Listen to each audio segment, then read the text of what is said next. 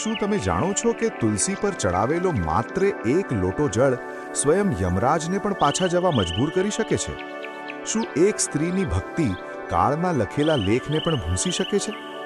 સાંભળવામાં આ અશક્ય લાગે છે, પણ હજારો વર્ષ પહેલા એક પત્નીએ પોતાની ભક્તિથી મૃત્યુના દેવતાને તેના ઉંબરેથી ખાલી હાથે પાછા મોકલ્યા હતા.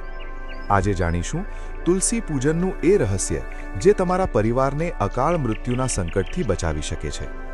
આપણા હિન્દુ ધર્મમાં તુલસીના છોડને માત્ર એક વનસ્પતિ નહીં પણ માતા સમાન માનવામાં આવે છે.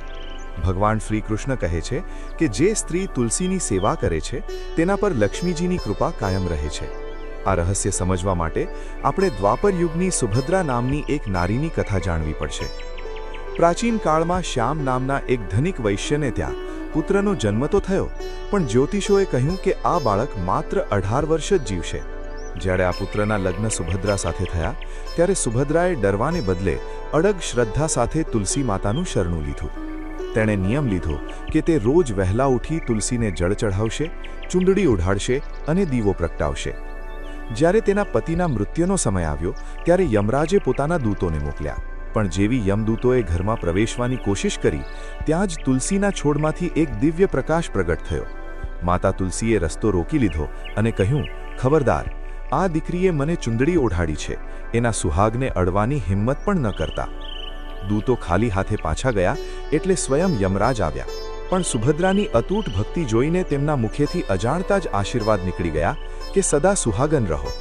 સુભદ્રાએ તુરંત તર્ક કર્યો કે હે દેવ, જો તમે મારા પતિના પ્રાણ લેશો તો તમારું વચન ખોટું ઠરશે. હવે તમે જ નક્કી કરો કે તમારું વચન મોટું કે કાળનો નિયમ. યમરાજ હારી ગયા અને સુભદ્રાના પતિને 100 વર્ષનું લાંબુ આયુષ્ય આપીને ત્યાંથી વિદાય લીધી. ભગવાન શ્રી કૃષ્ણ કહે છે કે જે ઘરમાં તુલસીની પૂજા થાય છે, ઉંબરે જળનો લોટો ભરીને રાખવામાં આવે છે અને સાંજ પડતા દીવો પ્રગટાવવામાં આવે છે, ત્યાં અકાળ મૃત્યુ કે ગરીબી ક્યારેય પ્રવેશતા નથી. તુલસીને ઓઢાડેલી એક ચૂંદડી તમારા ઘરનું સૌભાગ્ય અખંડ રાખે છે. જો તમને આ પવિત્ર કથા ગમી હોય તો વિડીયોને લાઈક જરૂર કરજો અને તમારા સ્નેહીજનો સાથે શેર કરજો. ભક્તિના આવા જ સુંદર વિડીયો જોવા માટે અત્યારે જ અમારી મારા પ્રભુજી ચેનલને સબસ્ક્રાઇબ કરો. કોમેન્ટમાં જય તુલસી માતા જરૂર લખજો. હર હર મહાદેવ.